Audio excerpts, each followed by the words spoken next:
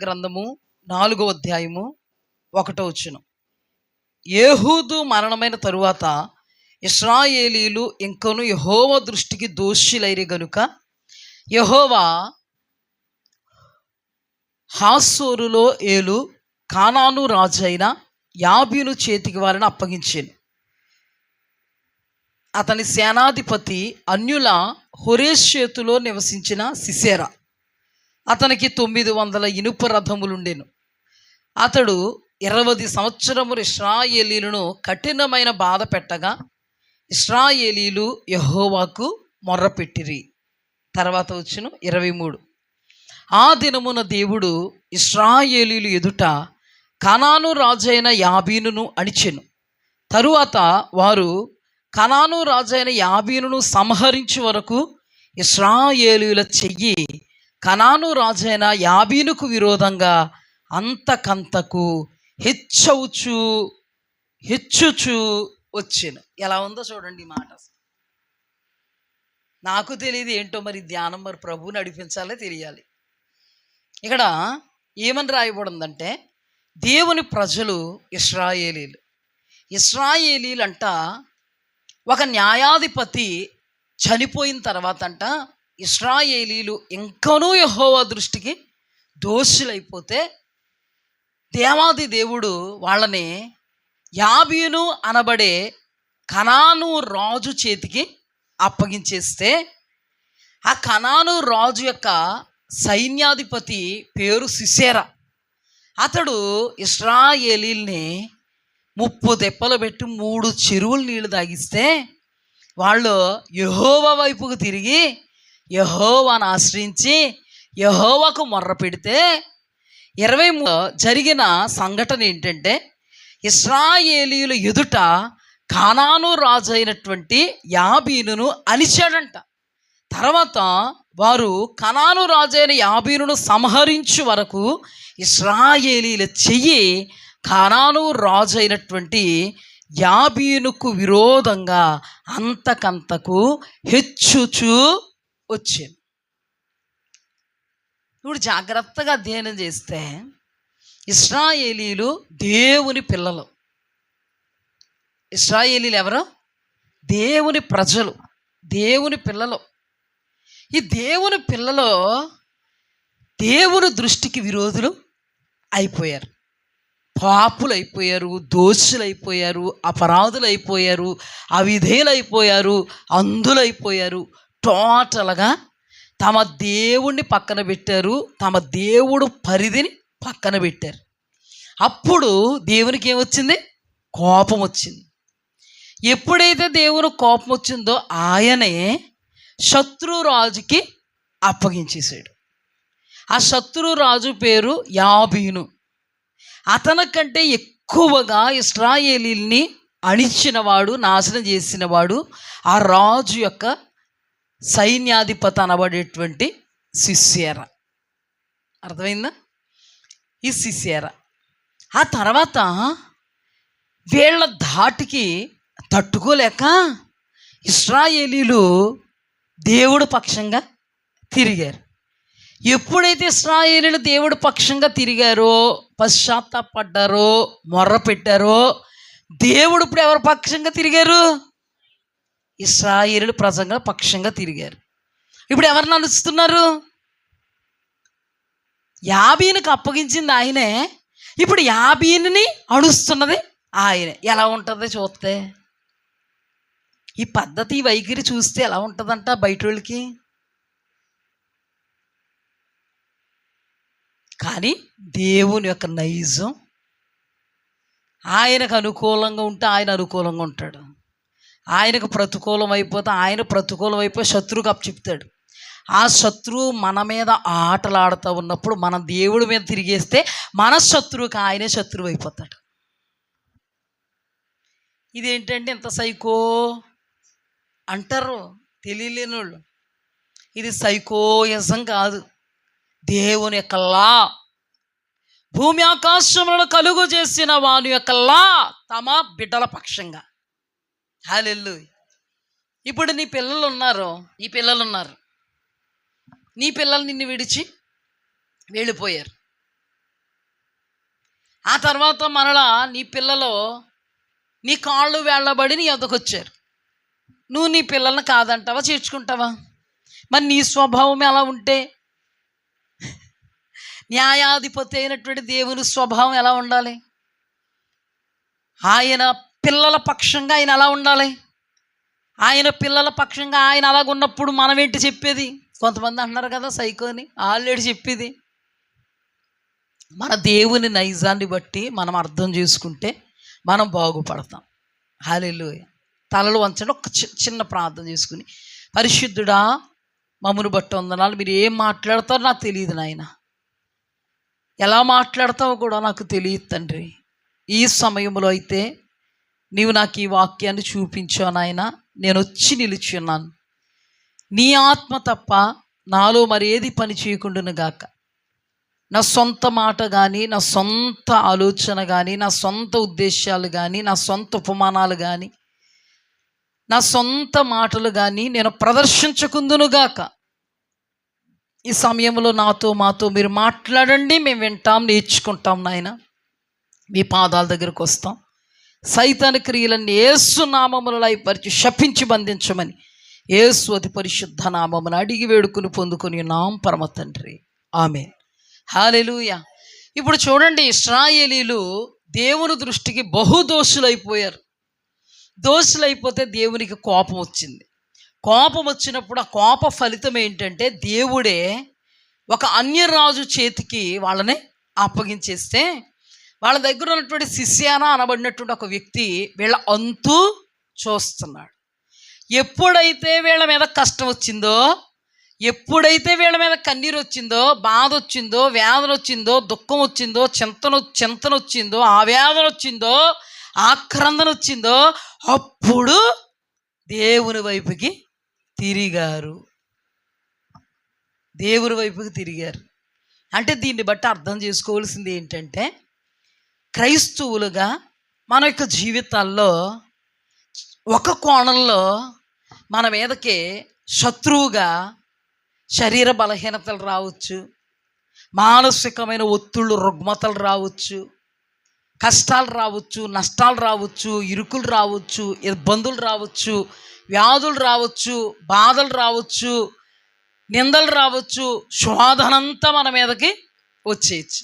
కానీ ఈ కోణము గుండా మనము ధ్యానం చేసినట్లయితే, ఒక కోణము గుండా మనకి దేవుడు వేసినటువంటి శిక్ష, ఈ కోణం గుండా మనకి దేవుడు వేసిన శిక్ష.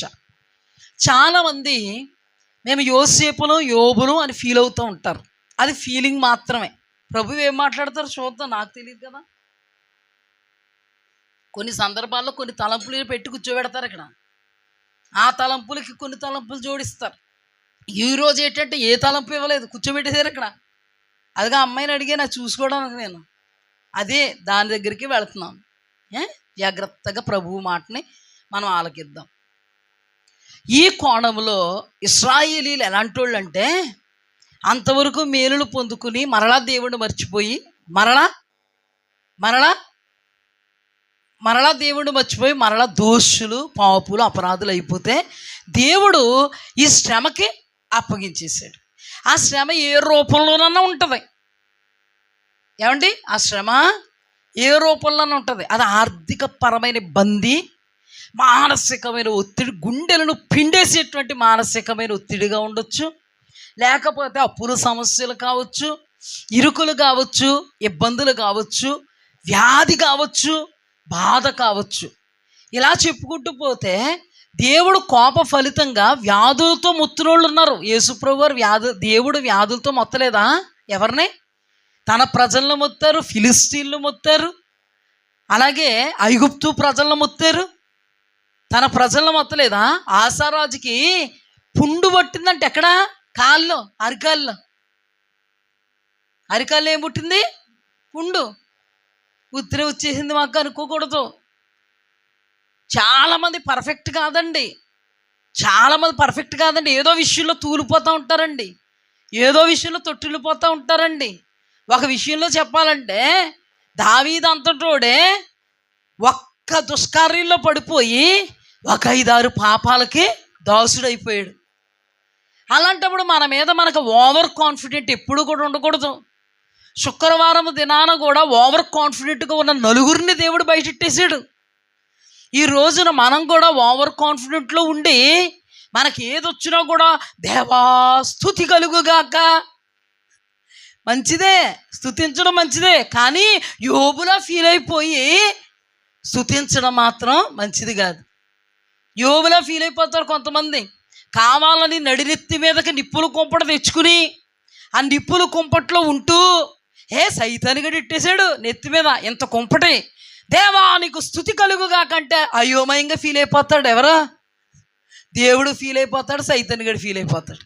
ఇటు దేవుడికి అయోమయం వచ్చేద్ది, ఇటు సైతానిగడికి అయోమయం. ఇంతకీ ఈమె భ్రమలో ఉంది, ఈయన భ్రమలో ఉన్నాడు. ఇంతకీ ఈవిడికి పాయింట్ అర్థం అవ్వలేదు. ఎవరెవరు అనుకుంటారు? సైతానిగడు అనేసుకుంటాడు, అక్కడ ముందాడు అనేసుకుంటాడు, పాయింట్ అర్థం అవ్వలేదు. తర్వాత దేవుడు కూడా అనుకుంటాడు. అందుకని ఇక్కడ ఈ సిచ్యువేషన్లో వీళ్ళకి ఇంత కర్మ, ఎంత ఘాతకం, ఎంత పాతకం అయితే యోబు యోసేపులు వంటి అనుభవాల్లో ఉన్నందుకు వచ్చింది కాదు ఇది.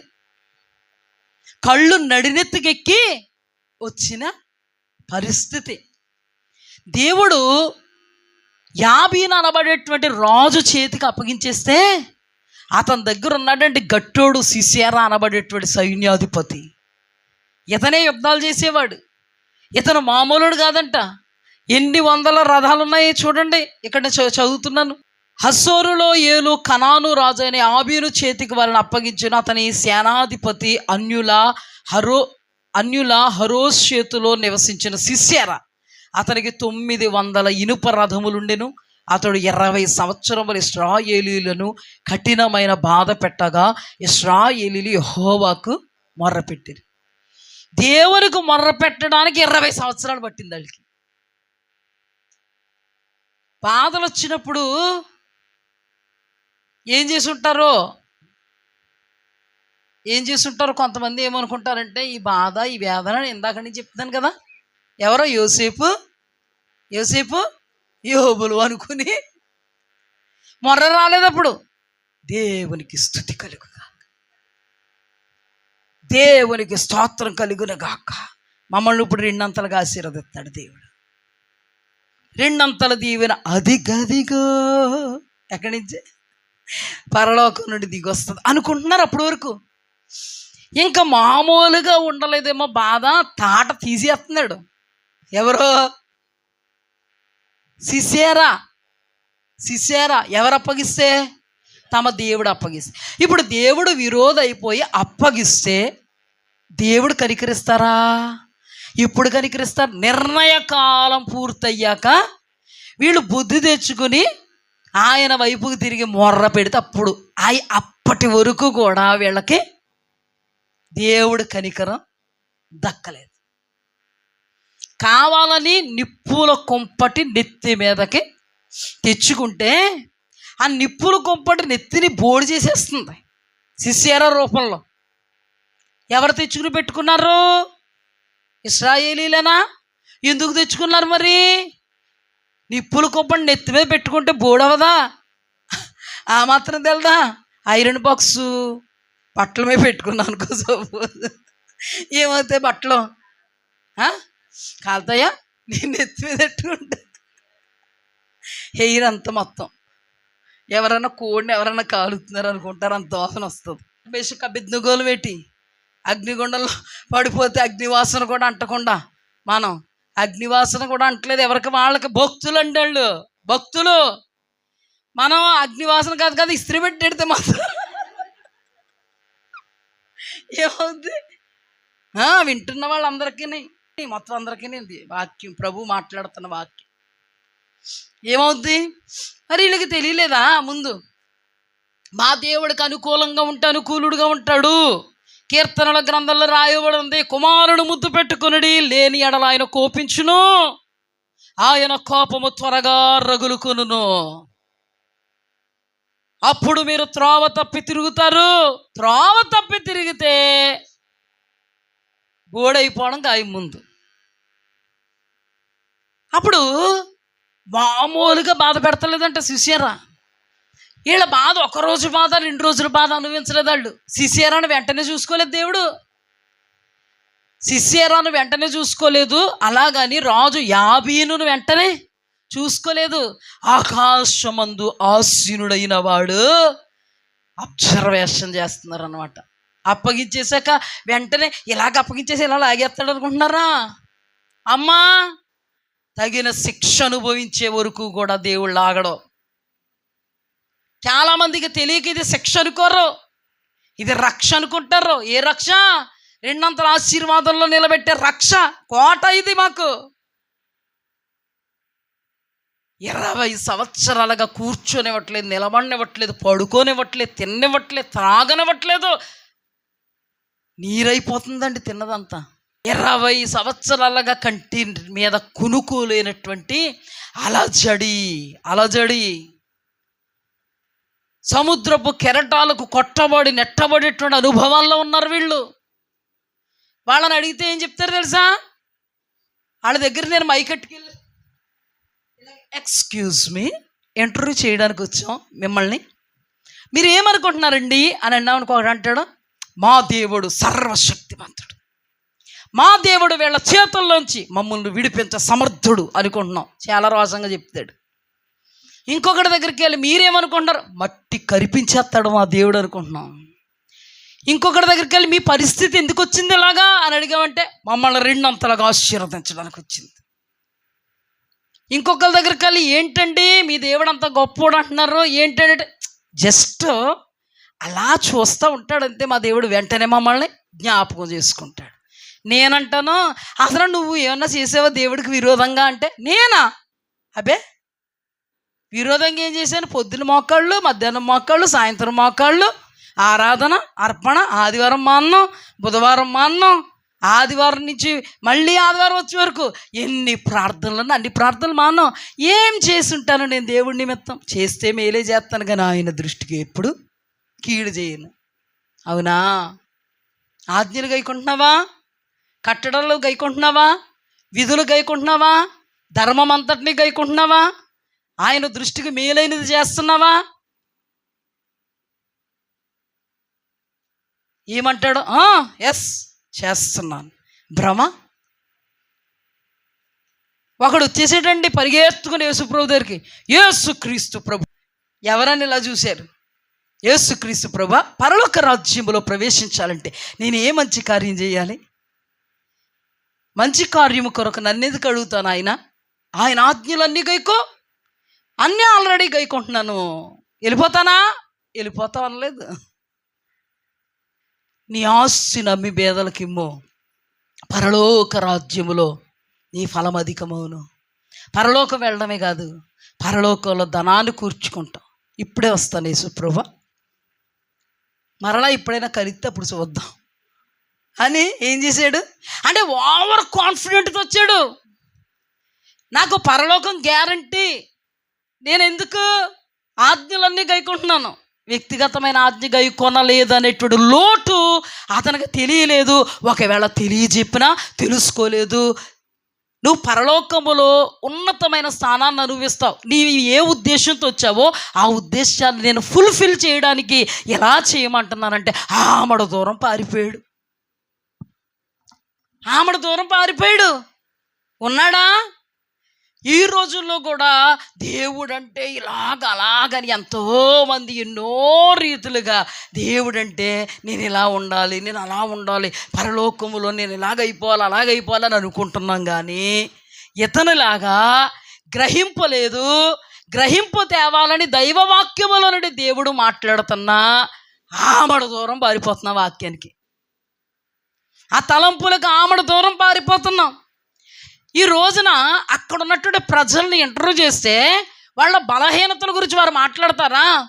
మేము తప్పు చేసామండి, పాపం చేసామండి, బలహీనులు అయిపోయామండి, అవిధేయులు అయిపోయామండి, అందులం అయిపోయామండి, అపరాధులం అయిపోయామండి, అందుకే దేవుడికి మా మీద కోపం వచ్చిందని అన్నవాడు ఒక్కడు ఉండడు. కోపం వచ్చిందని అన్నవాడు అక్కడ ఉంటాడా? ఉండడు. ఆ రోజున కూడా సమూయేలు గ్రంథంలో ఓవర్ కాన్ఫిడెంట్తో వెళ్ళిపోయారు. ఎక్కడికి? మా దేవుడు మహాశూరుడు, వీరుడు, ధీరుడు, రండ్రా అన్నారు. రండ్రా అనేటప్పుడు 30,000 మంది. అప్పుడు కూడా ఎలా కాన్ఫిడెంట్? అప్పుడు కూడా ఏ కాన్ఫిడెంట్?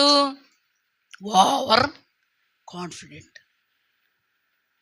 వాళ్ళని అడిగితే, వాళ్ళకి మైక్ పెడితే ఆ యుద్ధానికి ముందు ఎలా మాట్లాడుతారు వాళ్ళు? మా దేవుడు శూరుడు, మా దేవుడు యుద్ధ వీరుడు, యుద్ధశూరుడు, జయశీరుడు, మా దేవుడు యందు మాకు విజయం.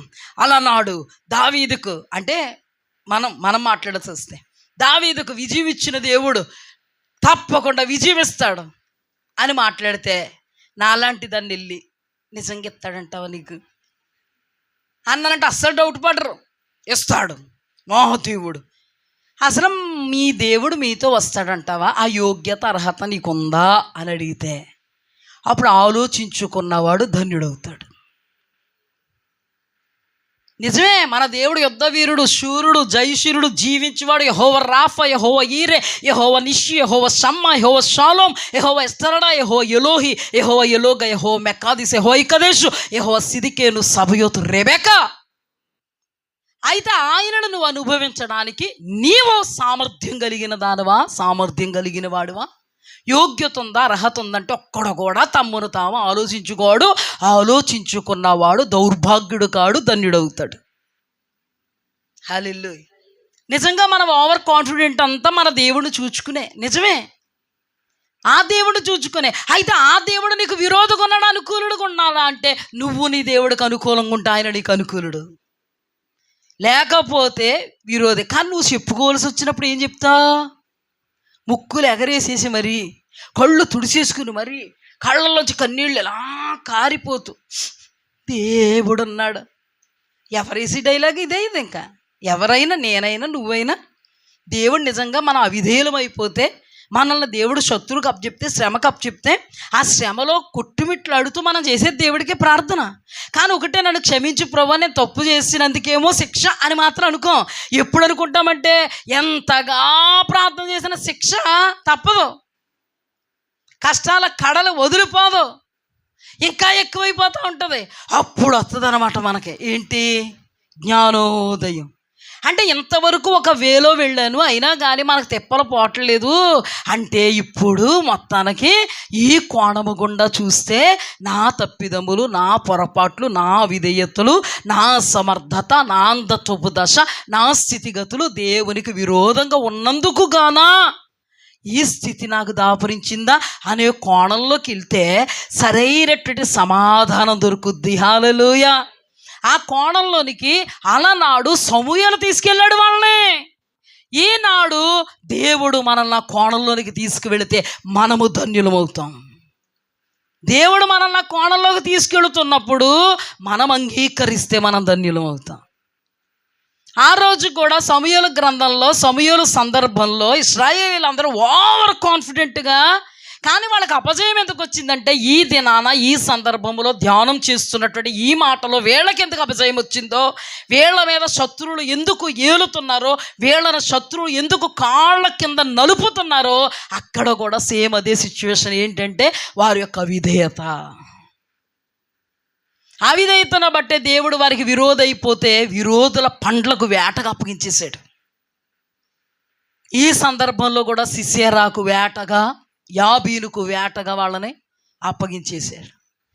కానీ అక్కడ సమూయేలు ద్వారా దేవుడు మాట్లాడుతున్నప్పుడు వాళ్ళు నీళ్లు చేది పారబోసి, మా పాపములు కూడా మరలా ఒడిలో పెట్టుకోలేనంతగా మేము పారబోస్తున్నామని అక్కడ పశ్చాత్తాప పడగానే అద్భుతం జరిగింది. హల్లెలూయా. పశ్చాత్తాప పడగానే. కానీ తమ్మును తాము ఎవడైతే చూసుకుని పశ్చాత్తాపడతాడో వాడు ధన్యుడవుతాడు. ఓవర్ కాన్ఫిడెంట్లోకి వెళ్ళిపోకూడదు. ఓవర్ కాన్ఫిడెంట్లోకి వెళ్ళిపోవడానికి మనం నోరు ఎప్పుడు నిజమే మాట్లాడిందా? యేసుప్రభున్న ఎప్పుడైనా మాట్లాడడం లేదు తెలదు, కానీ నేను ఎప్పుడు అన్నట్టుగా ఉంటారు కొంతమంది. అసలు అసలు మన నోరు అసలు నోట్లో అసలు ఎప్పుడు అబద్ధపు మాట కానీ, ఒక మోసపు మాట కానీ, ఒక బూతు మాట కానీ, దేవునికి విరోధమైన మాట కానీ లేదంటే నువ్వు ఓవర్ కాన్ఫిడెంట్లో ఉండొచ్చు. ఎందుకంటే నోటిని కాచుకున్నవాడు సర్వదేహాన్ని కాచుకుంటాడని దేవుని వాక్యం సెలవిచ్చింది. నీ నోరే తిన్నంగా ఉండదా?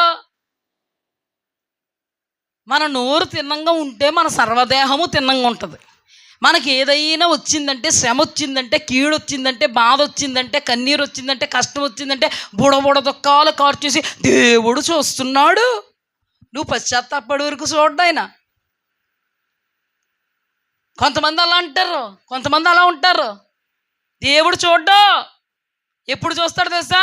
నిన్ను నువ్వు తెలుసుకున్నంత వరకు దేవుడు నేను చూడ్డం. నిన్ను నువ్వు చూసుకున్నంత వరకు దేవుడు నిన్ను చూడ్డా. నిన్ను నువ్వు అర్థం చేసుకుని అంటే దేవుడు చూస్తున్నప్పుడు నీ మీద నీకు ఓవర్ కాన్ఫిడెంట్ ఉంది. నువ్వు చెప్పు, నీ నోరు బాగుందా, నీ తీరు బాగుందా, నీ ప్రవర్తన బాగుందా? ఏ రోజు కాలు జారకుండా ఉన్నావా? నువ్వు అంత పరిశుద్ధురాలిగా, అంత పరిశుద్ధుడిగా ఉన్నావా? నువ్వు యోసేపువా? యోసేపులో ఉన్నాయా? యోబులో ఉన్నాయా? దానియేలులో ఉన్నాయా? కనీసం దానియేలును చూసి నేర్చుకున్న శద్రక్ మేషక్ అబేద్నెగోల్లో ఉన్నాయా? లేనప్పుడు మనం ఎలా అతిథులం అవుతాం? ఈ సందర్భంలో ఇశ్రాయేలులకు సాదృశ్యం కాదా మనం?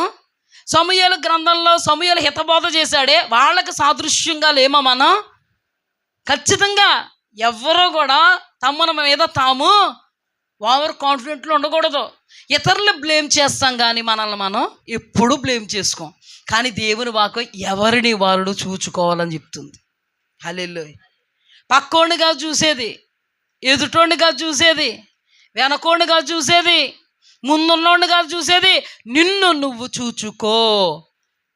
అందుకే దేవుడు నీ కంటిలో ఉన్నటువంటి దూలమును ఎంచక.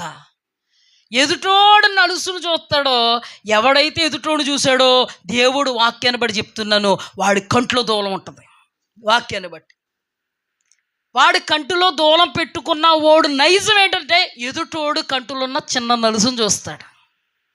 కానీ దేవుడు చెప్తున్న వాక్యాన్ని బట్టి నువ్వు అర్థం చేసుకోవాల్సింది ఏంటంటే, నువ్వు ఎదుటివాడి కంటిలో ఉన్న నలుసును చూసే పరిస్థితులు ఉన్నావా? ఎగ్జాక్ట్గా నీ కంటిలో దూలమే ఉంది.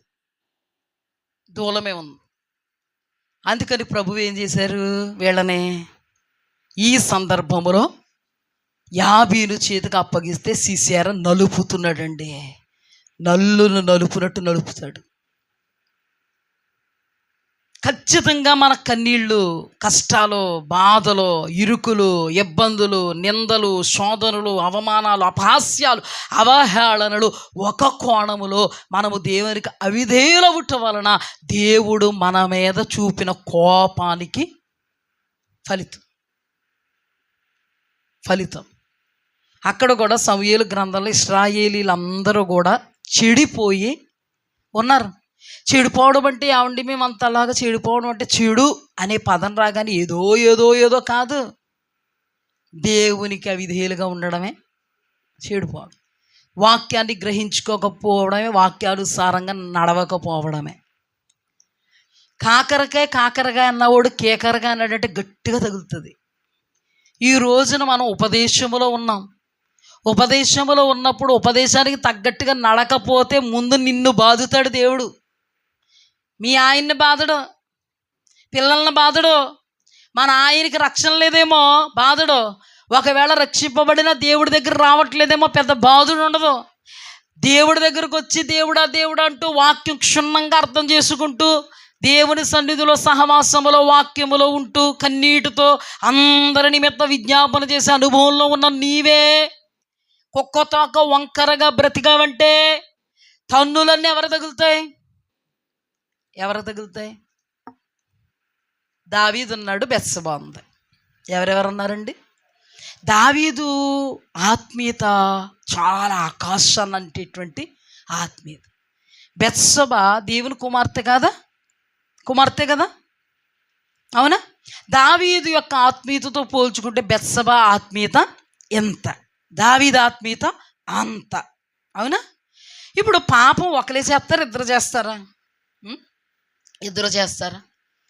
ఆ ఆజ్ఞల్లో బెత్షెబా ఉండాలి, ఆజ్ఞల్లో ఎవరుండాలి? దావీదు ఉండాలా? మొత్తానికి అక్కడ ఏమీ జరగలే సంభాషణ. దేవుని వాక్యానికి విరోధమైన కార్యాలు వచ్చినప్పుడు శద్రకు మేషకు అబేద్నెగోలకి రాజుకి మధ్య ఏం జరిగింది? సంభాషణ జరిగిందా లేదా? నెబుకద్నెజరో, ఇందును గూర్చి ప్రత్యుత్తరం ఇయ్యవలన చింత మాకు లేదు, మా దేవుడు మండుచున్న అగ్నిగుండముల నుండి మమ్మల్ని రక్షింప సమర్థుడు, లేకపోతే మేము దేవుని నిమిత్తం నో ప్రాబ్లం అన్నారా? అంటే వాళ్ళు బలవంతులు కాబట్టి. ఏమా సింహాల బోన్లోనికి వెళ్ళే ముందు ఏమన్నా సంభాషణ జరిగిందా? వెంటనే వెళ్ళిపోయాడు దానియేలుని అప్పచెప్పాలన్న వాళ్ళతో చాలా సంభాషణ జరిగింది. అయినా కానీ లొంగలేదు. ఎవరో? దానియేలు. మొర్దెకైకి వాళ్ళకి చాలా సంభాషణ జరిగిందా? మొర్దెకై ఒంగు అంటే ఒంగుతా అన్నాడా? నేను యూదుడునము అంటే వీళ్ళందరూ ఒక్క లెవెల్లో ఉన్నారు. దావీదు కూడా పోలిస్తే అదే లెవెల్లో ఉన్నాడు. బెత్షెబా అంత లెవెల్ లేదు. కాబట్టి ఏమైంది? దేవుడికి విరోధం అని మాట్లాడడం కానీ, నా భర్త అని మాట్లాడడం కానీ లేదు. కానీ రాజుగారి దగ్గర నేనెంత అన్నట్టుగా లొంగిపోయింది. అర్థమవుతుందా? అక్కడ ఏమైనా బెత్షెబా మాట్లాడిందా? మాట్లాడలే. ఈయన గారు ఎలా ప్రవర్తించారు?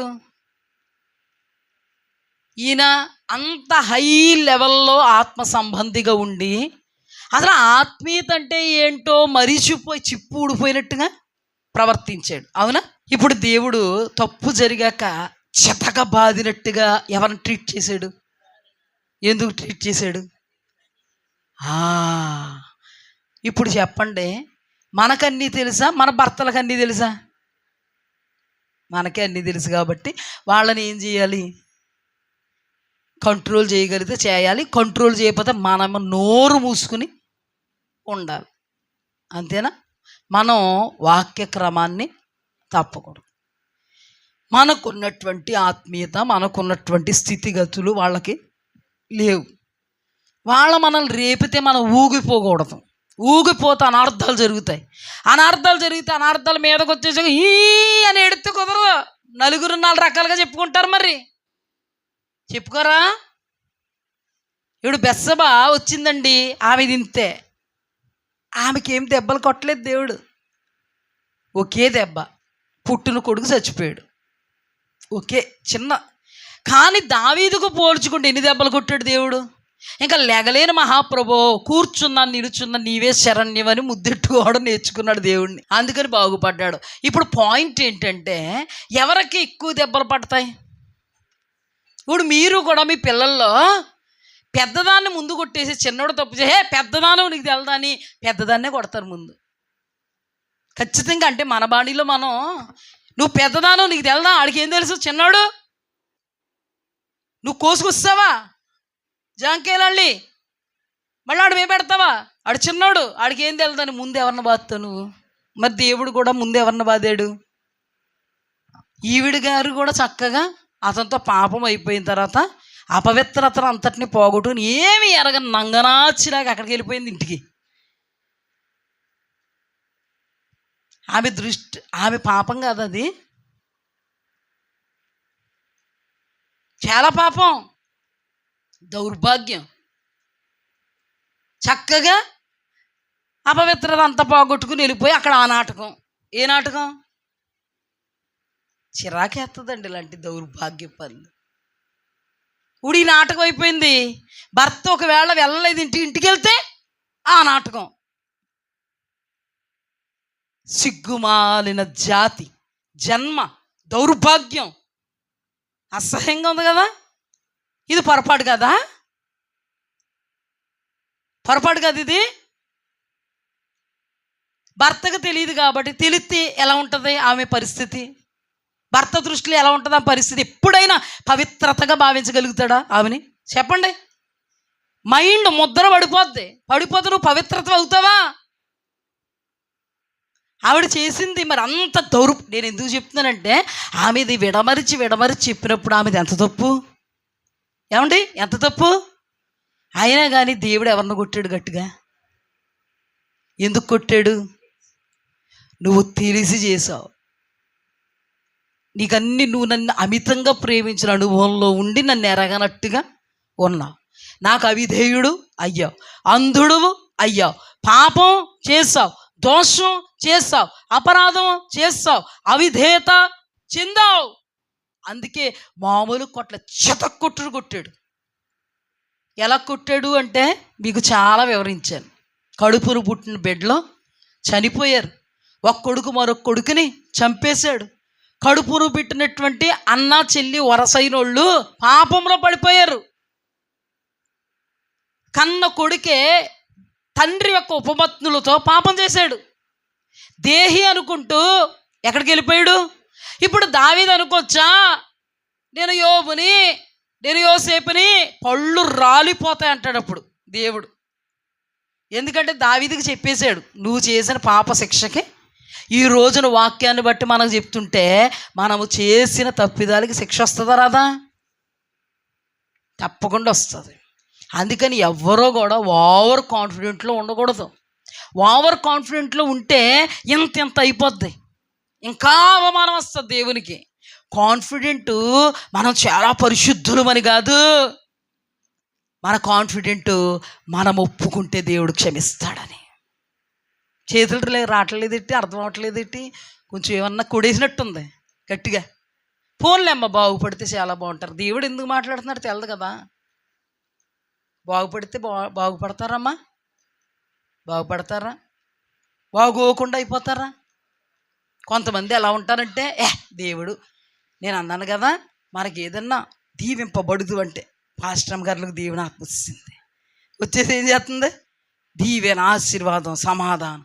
అంతేగాని ఇలాంటివి ఏమన్నా కసక్కన వెళ్ళిపోయేటప్పుడు నిన్నే కదండి చెప్పుకుని, నిన్నేనా శుక్రవారం మొన్నే కదా, అప్పుడే మర్చిపోయారా? నేను ఇంకా మర్చిపోలేదు. నాకు ఏదైనా వాక్యం అలా అలా తిరిగిపోద్ది, మొత్తం అంతా మర్చిపోయేది ఉండదండి. దేవుడు నాకు ఒక కృపావరం ఇచ్చేసాడు. ఈ మధ్యకాలంలో నా ప్రార్థన ఏమవుతుందంటే, ప్రభా ల్యాప్టాప్లో ఏదైనా సేవ్ చేస్తే అలా కొట్టగానే వచ్చేది కదా, అలాగే నాకు కూడా సేవింగ్ పెట్టేనాయన ఇలా కొట్టగానే వచ్చేయాలి అంటే. ఇప్పుడు అందుకే నేను ఏదైనా వాక్యం చెప్తే అందులోకి వెళ్ళిపోగలిగే కృప ఇచ్చాడు దేవుడు. హల్లెలూయా. అమ్మయ్యా, రైట్ వే వచ్చారు లేదా అంటే నాకేం అర్థమవుతులేదు, కానీ మొత్తాన్ని మీ ముఖాలు అలా బీసేటోడికి అనిపిస్తుంది. అప్పుడు ఓహో ఈళ్ళు ఈ కోణాలుగానే ఉన్నట్టున్నాయి. తెలియదు పాపం నాకు, దేవుడు కూడా నాకు ప్రస్తుతం ఏం బయలుపరచలే. కానీ అద్భుతం ఏంటంటే తమ్ముడు తామే బయలుపరుచుకుంటున్నారు. తమ్ముడు తామే ఏమవుతున్నారు? మంచిదిలే, ఇలాంటిది కూడా ఉండడం మంచిది మాకు, అంతేనా? చూడండి, ఇలాంటి ఓవర్ కాన్ఫిడెంట్లో మనం ఇప్పుడు కూడా ఉతిదే మిమ్మల్ని నవ్వించడానికి అంటున్నాను, అన్నీ బిగిసిపోకూడదు కదా. అందుకు ఓవర్ కాన్ఫిడెంట్లు ఇప్పుడు కూడా మనం ఉండకూడదు. నిజంగా దావీదే కనుక ఓవర్ కాన్ఫిడెంట్లో ఉండుంటే ఈ రోజున మనకు ఆశీర్వాదకరంగా ఉండడం. ఇప్పుడు ఏం జరిగిందండి? బెత్సెబా ఎంత దౌర్భాగ్యురాలు అయినా కానీ దేవుడు ఎవరిని కొట్టారు? దావీదునే. మామూలుగా చితక్కొట్టుడు కొట్టాడు. ఇప్పుడు చెప్పండి, మనము దేవునికి ప్రియులమా కాదా? ఒకటి చెప్పండి, ఒకటే చెప్పేయండి. ఇంకా నాకు ప్రియమైన పిల్లలమా కాదా? అందుకే అనుదిన సహవాసానికి వస్తున్నామా లేదా? అందుకని దేవుడు ఇప్పుడు ఎవరిని గట్టి కొట్టాలి? మనల్నేనా?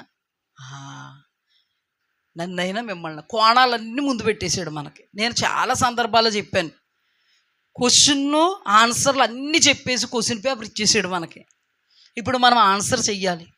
ఆన్సర్ చేయలేదంటే ఎవరిదో తప్పు అంటే మనంత దద్దమ్మలో ఎవరు లేరని అర్థమైందండి. క్వశ్చన్ ఆన్సర్ పేపర్ కూడా ఇచ్చేస్తే ఇప్పుడు మనకి 100కి 100% కూడా మనకు బుక్ అంతా చదివించేసాడు, మనల్ని రివిజన్లు చేయించేసాడు, అన్నీ చేయించేసాడు. ఇప్పుడు మనము పాస మార్కులు కూడా తెచ్చుకోలేదంటే పూజ గట్టిగా ఉంటుంది అనమాట మనకి. సైతాన్ గాడు కొంతమందిలో చెవులోకి వచ్చి ఏమంటున్నాడు తెలుసా? మారిపాడే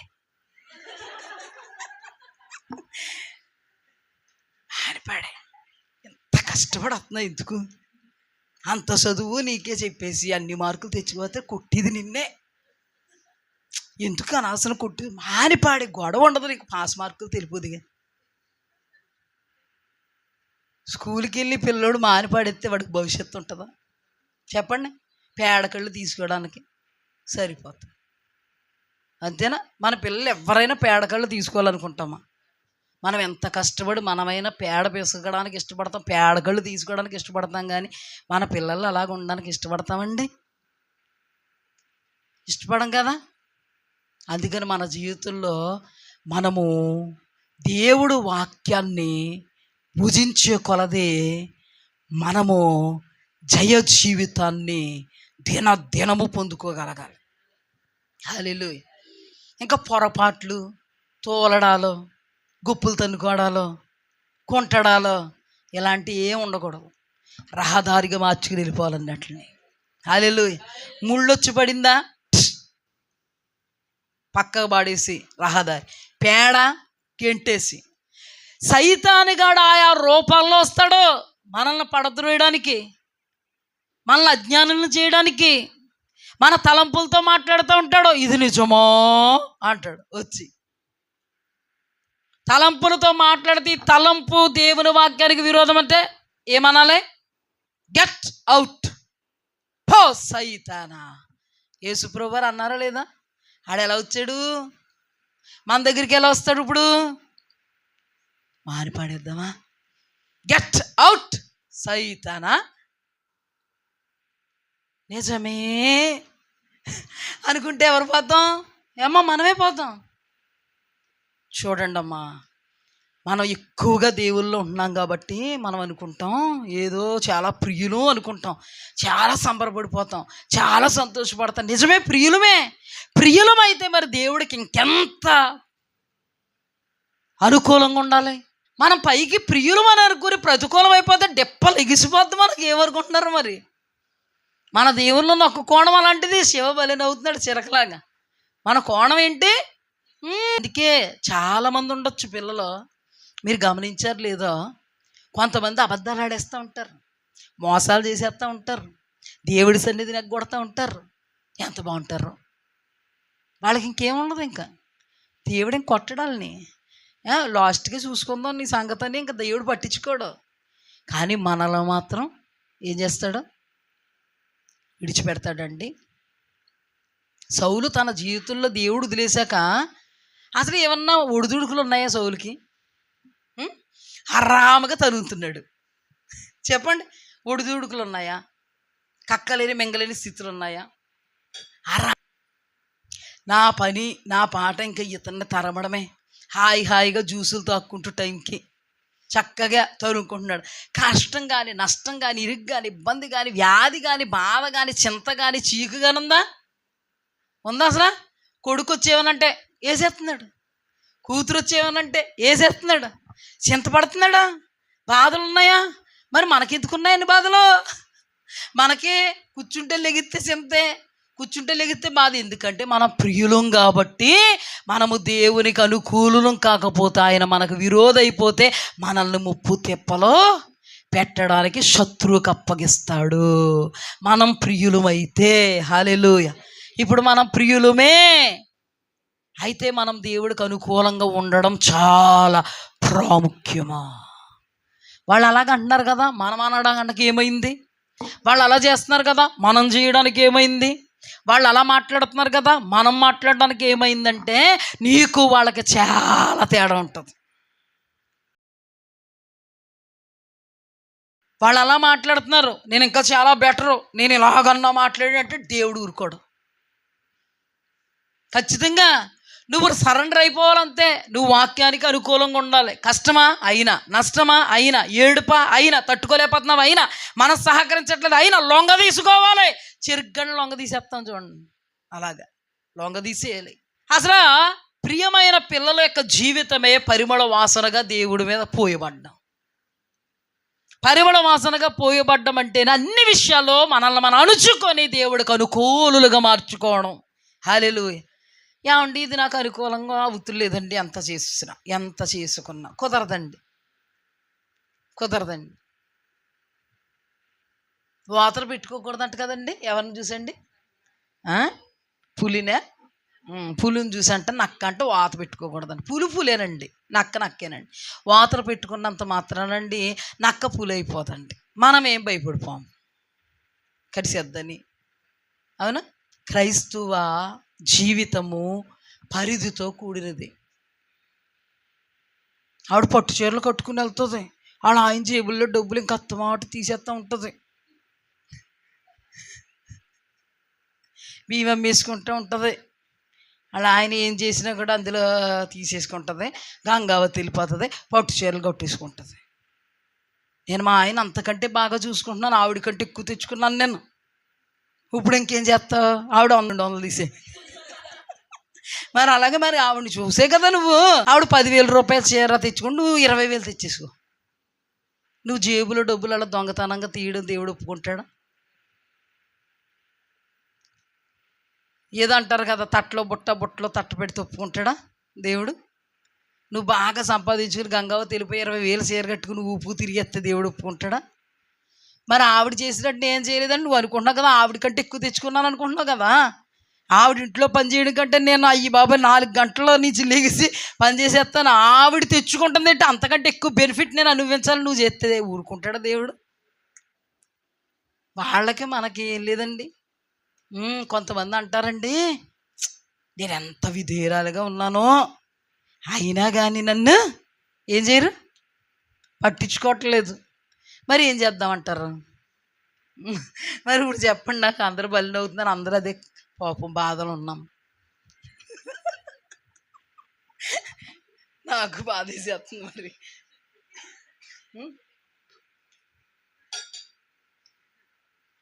ఏం చేద్దామమ్మా? పోనీ ఒకటి చెప్పలేటి, వాళ్ళని వీళ్ళు చూసి చేస్తున్నారు కదా కొంతమంది క్రైస్తవులు కూడానంట పక్కింటోళ్ళు వాళ్ళింటోళ్ళు ఎదురింటోళ్ళు చూసి అంట ఊగిపోతున్నారంట. ఒకటి చెప్పలేటి, ఆ ఎదురింటాడంట వాళ్ళ ఆయన ఈపుతామంటే రాడ్ వేసేసిందంట. భలే కొంత చేసేలే. వాళ్ళకి మనకి పొంతన, వాళ్ళకి మనకు పొంతన కాదు, మనం రాబట్టుకోవాలంట వాక్యాన్ని బట్టి. వాళ్ళు ఊగిపోతున్నట్టు మనం ఊగిపోకూడదంట. కొంతమంది అంటారు ఇంకా అవుతుంది లేదండి, ఇంకా అంతకంటే ఏం చేస్తామండి. చావుకి తెగించే దేవుడి కోసం నిలబడిపోయిన వాళ్ళు ఉన్నారండి.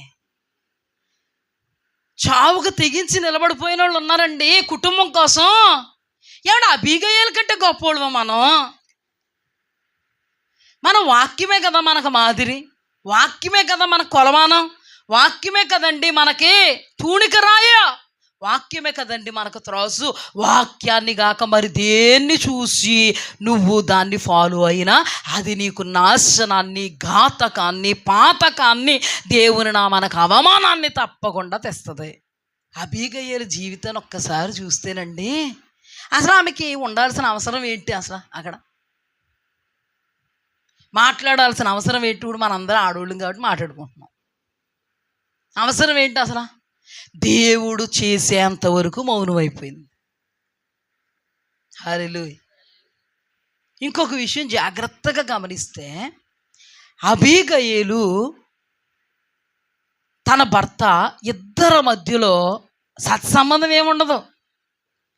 అబీగయల ఆయన్ని పనోళ్ళు ఏమన్నారు తెలుసా? పనికి మాలోడు రాడు అన్నారు. ఈవిడ కూడా వాళ్ళ దగ్గర కూర్చుని ఆ పనికి మాలోడు ఉన్నాడా అన్నది అనుకో, ఎదురుకుండా అనుకుంటారు. ఇప్పుడు భార్య దగ్గరికి వచ్చి పనోళ్ళు ఏమంటారు? ఆడున్నాడా? అదేనండి అమ్మగారు, ఆ పనికి మాలోడు.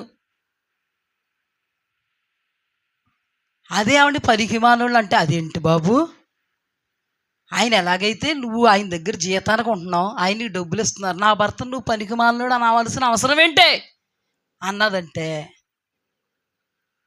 తప్పైపోయిందండి అమ్మగారికి. ఇప్పుడు అనమండి.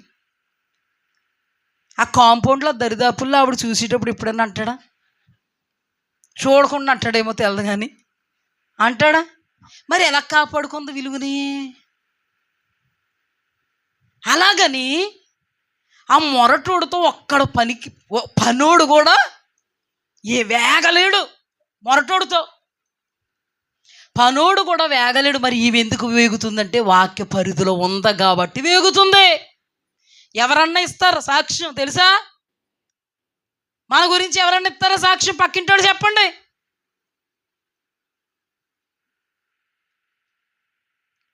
ఏమంటే పక్కింటోళ్ళు ఇవ్వాలండి ముందు సాక్ష్యం. నీకు భయపడి ఎవరేమో కానీ నాలాంటిదని ఒత్తిశాలు ఇస్తారంత. నాకు మాత్రం చెప్పేస్తారు ఇంత. ఒకవేళ చెప్పాలని నాకు లేకపోయినా ఏంటో తెలదు కానీ పీకులు తెగిపోయి కార్యాలు చిన్నప్పటి నుంచి చెప్పేసేవారు నాకు, మా ఫ్రెండ్స్తో సహా. మరి అదేంటో మన కోసం మన పక్కింటోళ్ళు సాక్ష్యం ఇవ్వగలగాలి.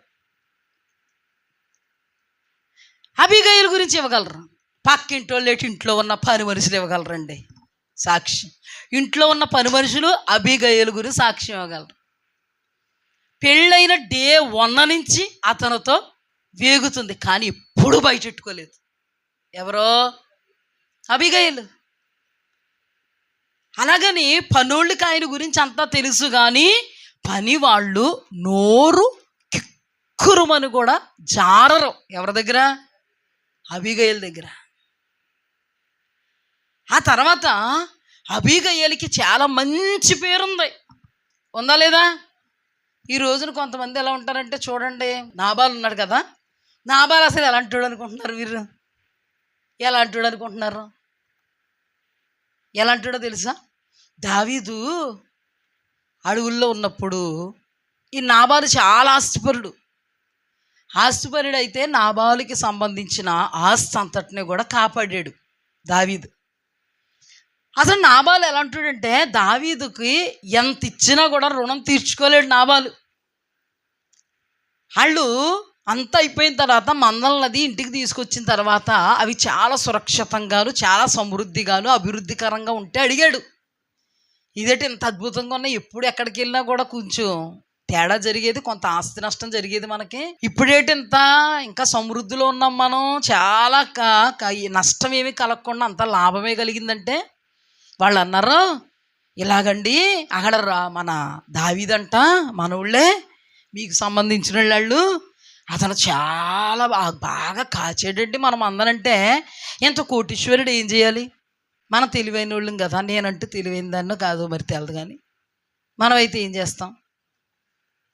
ఖచ్చితంగా అంత మేలు చేసినోడి దగ్గరికి వెళ్ళి చూడాలా? చూడం మనం అయితే. లేకపోతే అంత మేలు చేసినోడు గుండెలో పెట్టుకుంటామా? ఏ టైం అయినా వచ్చినప్పుడు తలంచుకుంటామా? అది మందని చూసినప్పుడల్లా అతను గుర్తు వస్తాడా? ఆ గుర్తు వచ్చినప్పుడు అతనే మన దగ్గరికి సహాయానికి వస్తే మనం ఊరుకుంటామండి కదండి? నిజంగా చెప్తున్నారండి, మీరు మంచి వాళ్ళు. ఇదిగో వాక్యం దగ్గర పెట్టుకు చెప్తున్నారు. ఏదైనా వాక్యం సందర్భం వచ్చినప్పుడు జోక్గా అలా ఉంటాం కానండి, మీరు మంచివాళ్ళు. నిజమైన మాట ఇది, సిల్లీ థింక్ కాదు, సిల్లీ టాక్ కాదు. మంచివాళ్ళు మీరు. మీరే కనుకైతే ఏం చేస్తారు? ఖచ్చితంగా చేసిన దానికి మేలుకు తగినట్టుగా ప్రవర్తిస్తారు కదా. ఈయన గారి ఎంత తీరంతో కూడో, మరి తీరంతో కూడా అనాలో, పిచ్చోడు అనాలో, మెంటలు అనాలో, చిప్పుడిపోయింది అనాలో, మూర్ఖుడు అనాలో అనేస్తున్నారులే ఆల్రెడీ. బయట ఆల్రెడీ అనేస్తున్నారులే. అదే దావీదు అవసరానికి సహాయం చేయమంటే, దావీదా ఆడేవడా నేను చేయడం ఏంటి సహాయం? ఇంకా అందరికీ సహాయం చేసుకుంటూ పోతాను. ఇంకా అయ్యి బాబోయ్ ఎవరు చేస్తావు బాబా అంటే సోదికోరులు చెప్తూ ఉంటారు వీళ్ళు ఇలాగా. అంతలాంటి వాడికి భార్య ఎంత కోప్పడాలి? నోరుమైనవా అని అన్న రకం కాదు అబీగయీలు. క్రిప్పులో పెట్టేసుకున్న రకం కాదు అబీగయీలు. ఇంకా ఇంకా ఏదో అంటారు కదా, దాన్ని ఏమంటారు? పెత్తనం చేసే అర్థమైపోతుంది కదా మనకి, ధ్యానం చేస్తుంటే అర్థమైపోతుంది కదా. జ్ఞానవంతురాలు, హల్లెలూయ. అభిషక్తురాలు, హల్లెలూయ. ఆత్మీయురాలు, హల్లెలూయ. దేవునికి విధేయురాలు, హల్లెలూయ. ఎంత జరిగింది, తిట్టు పంపేశాడు. దావీదుకి ఏమొచ్చిందండి? కోపం వచ్చింది. కోపం వచ్చేటప్పటికి దావీదు చంపేయడానికి వస్తున్నాడు. వచ్చేటప్పటికి తల్లికి విషయం చెప్పారు. అమ్మగారండి మీకు తెలిసిన విషయమే కదండి, అతను ఇలాగ కదండి అలాగ కదండి ఇలా జరుగుతుందండి. ఏం చేసింది? అతనికి తెలియకుండా సంబంధించినవన్నీ తను అడిగిన దానికంటే ఎక్కువగా అతని దగ్గరికి పట్టుకెళ్ళి అతనికి ఇచ్చి భర్తను కాపాడుకుంది. నిజంగా దేవుని బిడ్డలుగా ఉంటున్నారు కానీ, నిజంగా దేవుడి బిడ్డలే కానీ అక్కడ ఉన్నారంటే ఏం జరుగుతుందో తెలుసా? అంటే అబీగయీలు కాకుండా, చెప్పనా నేను, అబీగయీలు కాకుండా దేవుని బిడ్డలే, క్రైస్తవులే, ఆదివారం మొదలుకొని మళ్ళీ ఆదివారం వరకు దేవుడి దగ్గర ఉన్న ఊళ్ళే. అటువంటి అబీగయల అనుభవంలో లేకుండా ఒక స్త్రీగా, ఒక క్రైస్తురాలిగా ఈ మొరటోడు అనబడే ఈ నాబాల్ లాంటోడే ఉంటే ఏమైపోద్ది తెలుసు? వస్తున్నాడా దావీదు రాని, వస్తున్నాడా దావీదు రాని. మన వల్ల ఎలాగ జరగదు. కానీ అది దైవత్వమా? దైవత్వం అది. అలాగై ఉంటే దేవుడు అబీగయల్లో ఉండున్నాడా అని అనుకుంటాం మనం. అజ్ఞాన దశ, అవివేక దశ, మంద దశ, అంధత్వపు దశ. నా జనులు జ్ఞానం లేక నశించిపోతారు. జ్ఞానం లేకే, దైవ జ్ఞానము లేక అంతా చేసేసుకునేది మనమే, బయటెట్టేసుకునేది మనమే. గుట్టంతా తిప్పేసుకుంటే ఆ గుట్టు ఎవడన్నంటే ఆడలాగంటాడా ఏంటి ఇప్పేసుకున్నావో, మళ్ళీ ఆమె అలాగంటదా? అంతా బయటెట్టేసావు. బయటెట్టేసింది చూశారు, చూసి మాట్లాడితే నేను బయటెట్టాను లేదో అది అనవసరం, నువ్వు మాట్లాడకూడదు అంతే.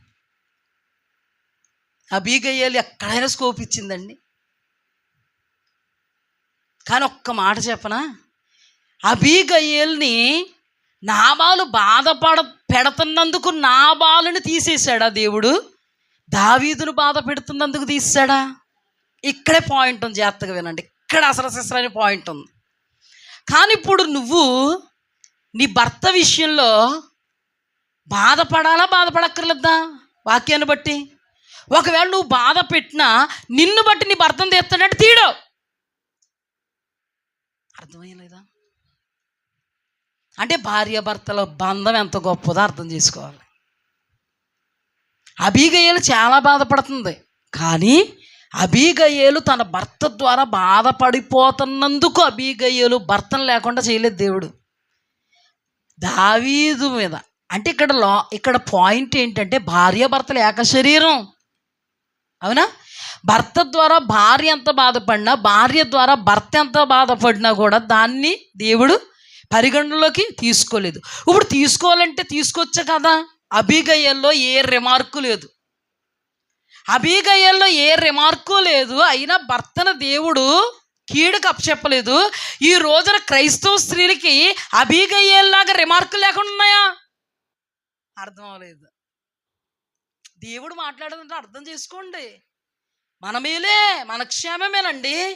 ఇప్పుడు అయితే కొంతమంది ఉంటారు, నాన్ను ముడితే కనుగుడ్డును ముట్టినట్టే.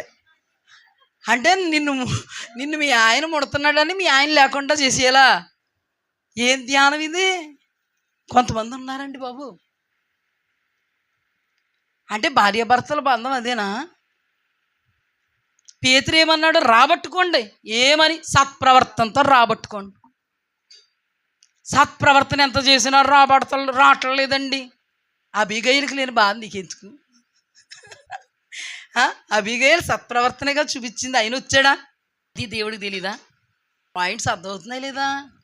నాకు మాత్రం చాలా ఆశ్చర్యంగా ఉంది. ఇప్పుడు ప్రభువా, నిజంగా ఇంత వాక్యంలో ఇన్నిన్ని కోణాలు, ఇన్నిన్ని పరిస్థితులు, బ్రతుకులు, జీవితాలు బయటెట్టేసి మా బ్రతుకులు మారుస్తున్నావు ప్రభువా. నువ్వు ఎవరితో మాట్లాడుతున్నారు, ఎందుకు మాట్లాడుతున్నారు నాకు తెలియదు సుమా. దేవుని వాక్యం అంట ఎవరెవరితో మాట్లాడినా అలాగే వెళ్ళిపోతుందంట, దూసిపో. ఎవరికి ఎలాగ అర్థం అవ్వాలో. ఇక్కడ యవనస్తులు అనుకుంటాం మనం, కానీ మనం లేడీస్తో కానీ యవనస్తులు కూడా ఎలాగ అర్థం అవ్వాలో అలాగ అర్థమవుతుందా వాక్యం తెలుసా? నాకు మాత్రం చాలా అర్థమవుతుంది వాక్యం. ఓరి బాబోయ్, ధననిదంటే ఇదే, తవ్వే కోల్ది వచ్చే బంగారం అంటే ఇదేనేమో. అంటే దేవుడు జ్ఞానోదయం కలిగిస్తున్నాడు. మీకేనా? యూట్యూబ్లో ఎంతమంది లేరో మరి. మీతోనే మాట్లాడుతున్నాడు, వాళ్ళతోనే మాట్లాడుతున్నారు. ఎంతమంది ఉండి మాట్లాడుతున్నారు? లేదా ఒక్కరితో అయినా ఆయన మాట్లాడగలరు? నాకే అర్థం కావట్లే. అబీగయల్లో ఏ రిమార్క్ అన్నా ఉందా? మరి ఈరోజు క్రైస్తవ స్త్రీల్లో అబీగయల్లాగా ఉంటారా? ఉండలేని వాళ్ళు ఇంకెందుకు బాధేసుకోవడం గుండ్లు? ఆవిడే అంత అదిగా ఉంటే ఆవిడని బట్టి అతను చూసుకోలేదు దేవుడు. ఆమెను బాధ పెడుతున్నాడని, ఆమె భర్త విషయంలో ఏడుస్తుందని, మొరటోడు తగిలాడని, అసలు మంచి చెడు ఉండదని, పలకరింపులు ఉండవని, అన్నం తిన్నావా అండని, ఇంత ఇలాగ ఆవిడ బాధపడుతుంటే ఆవిడని బట్టి అతను కొడతలేదు దేవుడు. ఈవిడ్ని మాత్రం చూస్తూ ఉన్నాడు, అంతే చూస్తూ ఉన్నాడు. ఆయనకు ప్లాన్ ఉంది, చూస్తూ ఉన్నాడు. అలాగని ఆమెకి విడుదల ఇచ్చాడు ఇవ్వలేదా? హల్లెలూయా. ఆమె దైవికమైన అద్భుతమైన విడుదల పొందుకోవడానికి కారణం ఏంటంటే ఆమె విధేయత. ఈ రోజున మనకి అంత అద్భుతమైన అతీత కార్యాలు జరిగిపోతాయని అనుకోకూడదు. ఎప్పుడు అనుకోవాలి? అబీగయల్లో ఉంటే మాత్రం అద్భుతాలు జరుగుతాయి.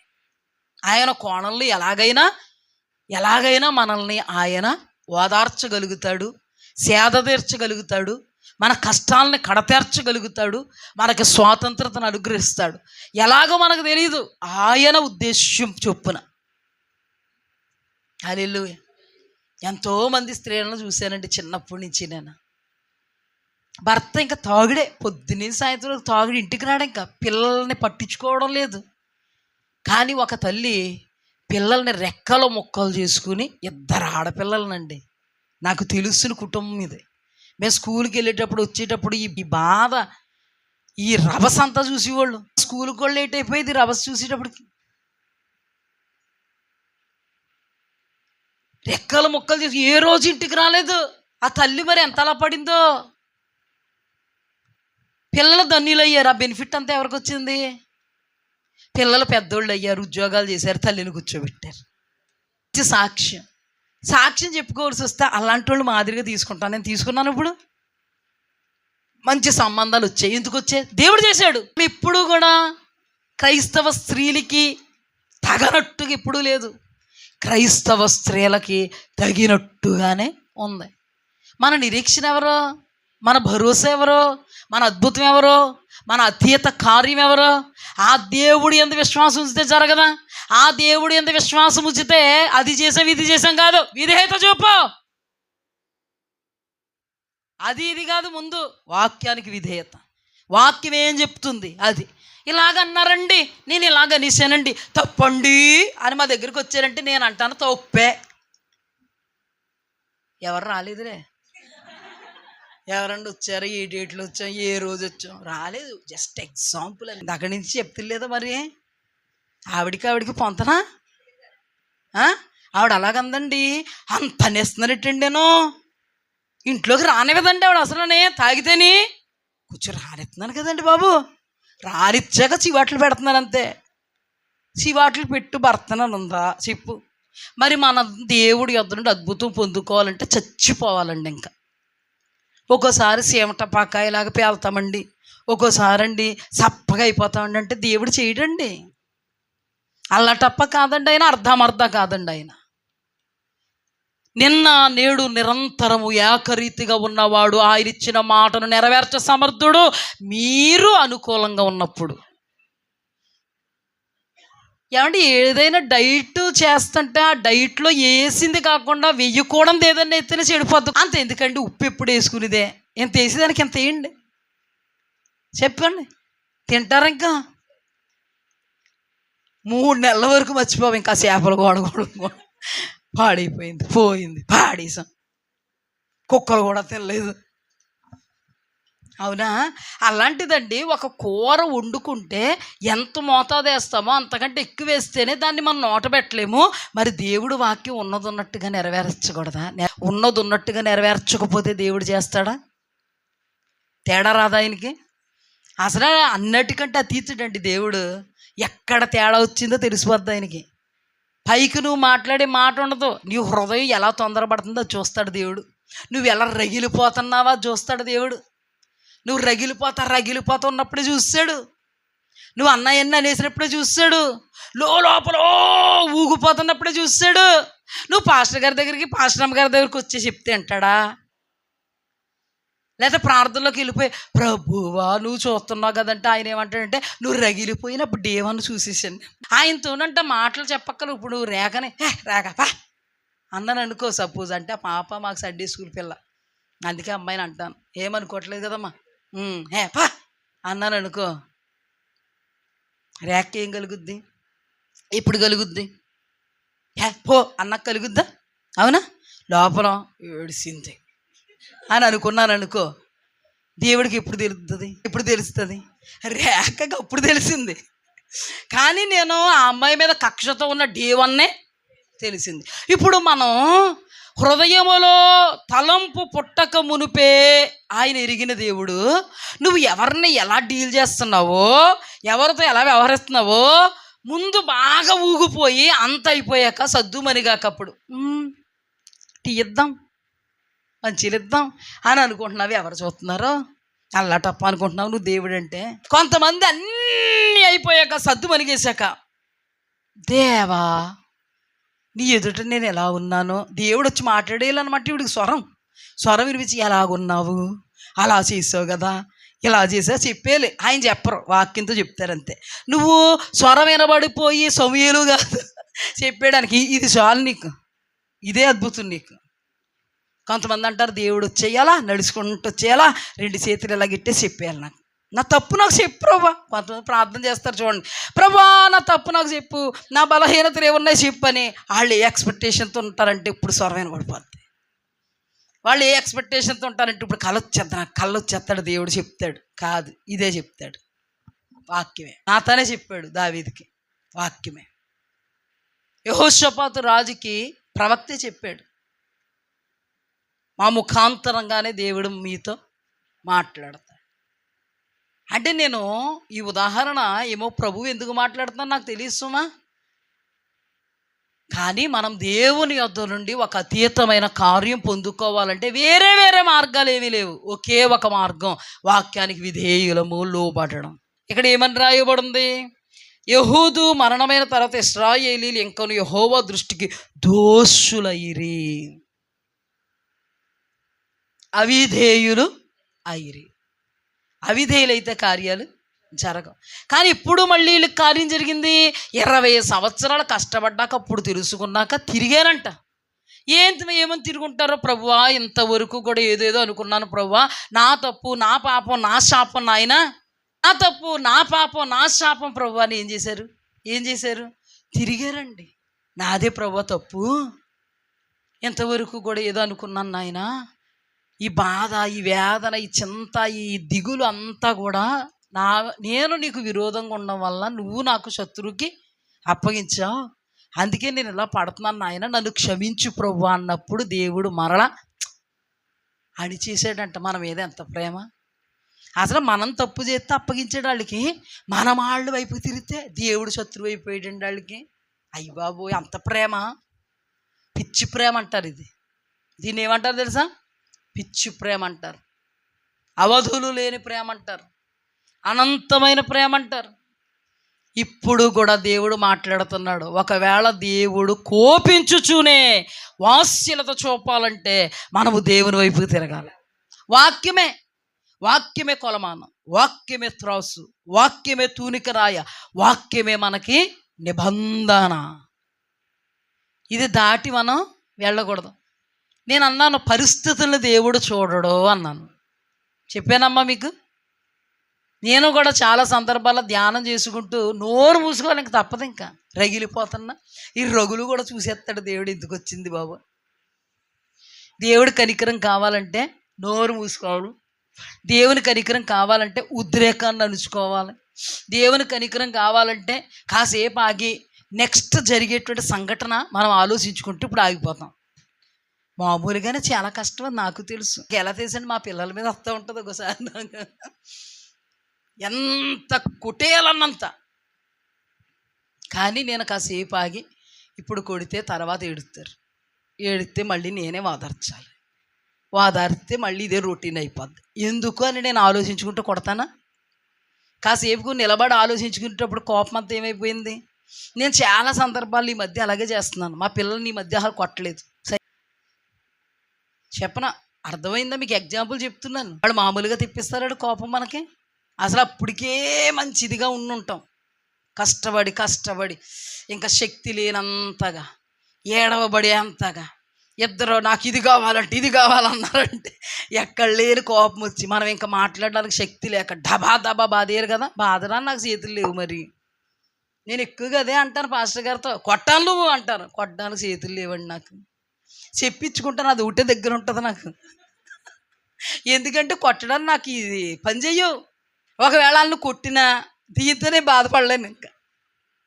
అందుకని కాసేపు నిలబడి ఆలోచించుకుంటున్నాను నేను. ఇప్పుడు మళ్ళీ కొట్టామంటే మళ్ళీ తగ్గుతుంది, మళ్ళీ ఏడుస్తారు, మరలా ఓదార్చాలి, మరలా ఇది రొటీన్ అయిపోద్ది.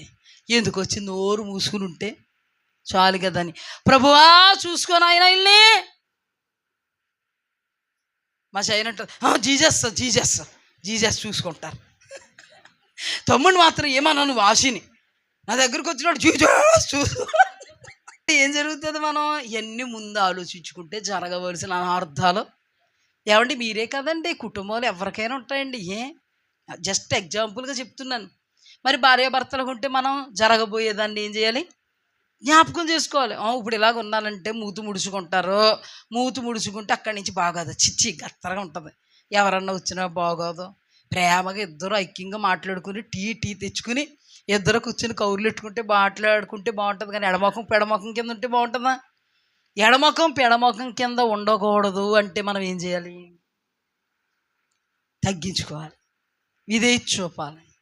మనమేమో కొంతమంది ఎలా ఉంటారంటే తగ్గించుకోవడాలా ఇష్టం ఉండదు, ఇదేదో చూపడాలి, ఇంకా కత్తడు నెత్తికి.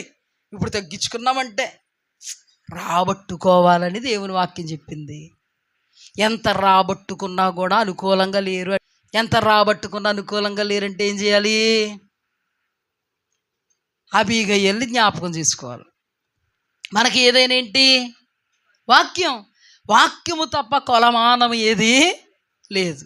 అందుకని వాక్యానుకూలంగా వాక్యానుసారంగా మనం జీవించాలి. మన జీవితం గురించి దేవుడు ఎందుకు మాట్లాడుతున్నారంటే, చిక్కులు పెట్టు పాపాల్లో పడిపోతూ ఉంటాం మనం. ఏమేమో పెద్ద పాపాలు కాదండి, పక్కింటి ఆవిడ దగ్గర నుంచి ఏదో గోల్డ్ ఎత్తుకెళ్ళిపోవడం, ఇలాంటి పాపాలు కాదంట, చిన్నయే. కుటుంబ వ్యవహారాలు ఎక్కువ పడిపోతూ ఉంటాం. అది దేవునికి మనకి ఏమైపోద్ది? అడ్డుబండగా నిలబడిపోద్ది. మనం అజ్ఞానంలో ఉండకూడదు. ఇదే ఏమైపోద్ది? పెద్దది అయిపోద్ది. అప్పుడు దేవుని వాక్యానికి ఏమైపోతాం? అవిధేయులం అయిపోతాం. కుదురు ఉండదు, కుంపడు ఉండదు, ఇంట్లో సమాధానం ఉండదు. అలాగ ఏమైపోద్ది? అందుకే మనంతట మనం కొంచెం వివేకంగా ప్రవర్తించాలి. మన జీవితంలో ఎప్పుడూ కూడా మనల్ని మనమే బ్లేమ్ చేసుకోవాలి. ఎదుటి వాళ్ళు బ్లేమ్ చేయకూడదు. ఎదుటి వాళ్ళని బ్లేమ్ చేయడానికి మనం ఏపాటోళ్ళు అండి, అవునా? ఒకవేళ ఎదుటి వాళ్ళు బ్లేమ్ చేస్తే మనకి ఏమొస్తుంది? నష్టం కలుగుద్ది. మనల్ని మనమే బ్లేమ్ చేసుకుంటే మనకు లాభం కలుగుద్ది. ఎదుటోడు కంటిలో ఉన్న నరుసును చూసావంటే దాని అర్థం నీకు తెలియదేమో, నీ కంటిలో దూలాలు ఉన్నాయి, దూలాలు. అందుకని ఇప్పుడు మనం ఎక్కువగా మన కుటుంబ వ్యవహారాల గురించి దేవుడు మాట్లాడుతున్నారు. కుటుంబ వ్యవహారమే మనకి బాధని, కష్టాన్ని, కలహాన్ని తీసుకొచ్చి పెడద్ది. ముఖంలో నవ్వు ఉండదు, వేదన, ఏడుపే. ఏమండి మీకు బాగా గుర్తొచ్చే విషయం ఒకటి చెప్పనా? భార్యాభర్తలు ఇద్దరు అందంగా ఉన్నారనుకోండి, సపోజ్ కుటుంబం కలకలలాడుతూ ఉంటుంది. తెలుసా మీకు? మిమ్మల్ని ఏదన్నా అంటే వాళ్ళు వెనకేసుకురావడం, పిల్లలు ఏదన్నా మిమ్మల్ని అన్నారనుకో, తల్లిని ఆమెను అలాగంటే అంటారు ఖచ్చితంగా. ప్రేమగా ఉన్నప్పుడు. అదే ప్రేమగా లేనప్పుడు మనల్ని అంటారు వాళ్ళు ఎదురుగుండా, అవునా? బాగుంటుంది ఇది. అదేదో మనం ప్రేమగా కలిసి వెలిసి ఉన్నామనుకో, ఈ బెనిఫిట్ ఉంటుంది మనకి. ఇంకో విషయం చెప్పనా? ప్రేమ లేనప్పుడు ఏదో చివాట్లు ఏదో తిడతారు. నీకు ప్రేమగా ఉన్నప్పుడు తిట్టింది పట్టదు. తెలుసుకుంటే మన కుటుంబాలను కట్టుకుంటాం. మనం ప్రేమగా ఉంటున్నప్పుడు పట్టదు. ఏదన్నా కోపంలో అన్నప్పుడు అది ఒక్కటే గుర్తొస్తూ ఉంటుంది. వంట చేస్తున్నా అదే గుర్తొస్తూ ఉంటుంది. ఒక మాట చెప్పనా, ఏడుపు వచ్చేద్ది, మామూలుగా రాదు. నన్ను ఇలాగ అంటారా, ఎవరన్నారు పక్కింటోళ్ళు ఎదురింటోళ్ళు గుర్తొచ్చేస్తారు. అలా ఆవిడ చూడు ఎప్పుడైనా అలా చూసింది అతన్ని, నేను చూడు మా ఆయన్ని ఎంత అలా చూస్తాను, మా ఆయనకి ఎంత బాగా పెట్టుకుంటాను, ఇతనికి అస్సలా లేదని. ఇంకా పడుకున్నప్పుడు దుప్పటి కప్పుకుని ఏడిచేస్తాం, వంట చేస్తున్నప్పుడు ఏడిచేస్తాం. మరి భర్తలు ఎలా ఉంటారు తెలదు. మా వారు చెప్పాలి మీకు వాక్యం. మరి అంటే భార్యలు ఎలా ఉంటారు? ప్రతిదానికి ఏడిపే, ముఖంలో నవ్వు ఉండదు, కళ్ళు ఉండదు, ఏదన్నా వండుదామని ఉండదు. ఏం గుర్తొద్దు తెలుసా? అన్నమాటే. మరి మనం అన్నమాట మరి వాళ్ళు గుర్తొద్దు నాకు తెలియదు. కానీ ఆడవాళ్ళు మాత్రం చాలా సెన్సిటివ్. మగవాళ్ళు నాకు బయలుపరితే కానీ తెలదు, ఇలా జరుగుతుంది అనమాట. అందుకే మనం ముందు ఫ్యూచర్ అంతా ఆలోచించి ఏం చేయాలి ఇప్పుడు? అయ్యి బాబా అది రాకూడదు బాబాయ్ అసలునే, అది వచ్చే పరిస్థితి ఉందంటే మనం ఏం చేయాలి? తొక్కేయాలి. ఇంకో విషయం చెప్తున్నాను చూడండి, వాళ్ళు ఇప్పుడు ఎలా ఉంటారో తెలదు. మనల్ని అంటారు మళ్ళీ మీరు ఎప్పుడు ఎలా ఉంటారో తెలదని, ఆడోళ్ళని కాదు మగోళ్ళకి ఎప్పుడు ఎలా ఉంటారో తెలదు. నిజం. అందుకని మనం వాళ్ళ మూడుని చూసి ఏం చేయాలి? మాట్లాడుకోగలగాలి, మసులుకోగలగాలి.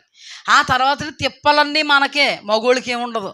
మనలాగే ఏడరాళ్ళు తెలుసా, మనల్ని ఇంక ఏడిపిస్తారు. తెలుసో లేదో మీకు, నిజం చెప్తున్నాను. ఏడవరాళ్ళు, మనం ఏడుస్తుంటే నవ్వుతారు. పక్కకు సీలోకి వెళ్ళిపోయి ఏడిచేస్తున్నారని అనుకోకండి. సీసీ కెమెరా పెట్టినా కూడా కళ్ళంటి నీళ్ళు రావాళ్ళకి.